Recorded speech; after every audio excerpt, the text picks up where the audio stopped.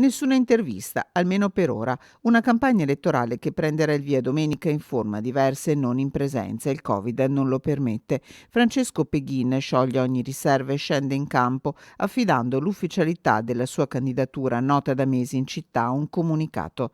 Mancano poco più di 4 mesi alla scadenza dell'attuale amministrazione comunale di Padova. La città, che chiede di ripartire dopo anni di problemi non risolti e difficoltà economiche e sociali generate dalla pandemia, ha ora un'alternativa concreta di governo completamente nuova.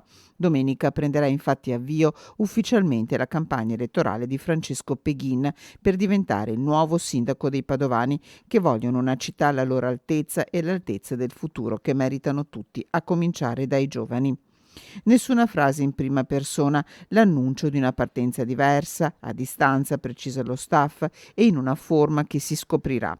Imprenditore, presidente di Confindustria nel 2007, presidente del Museo della Medicina, una passione per lo sport che lo ha portato alla guida di Assindustria Sport nel 2002, Peghin si racconta soprattutto come padre e marito.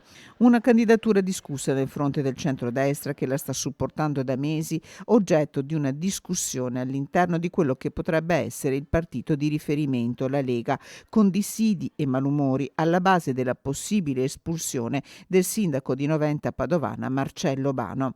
Una candidatura che trova l'appoggio delle forze moderate della coalizione. Peghin ha però scelto di dare il primo colpo di clacson da solo, senza partiti alle spalle, presentandosi così. Inizia la maratona più bella, quella verso il futuro di Padova.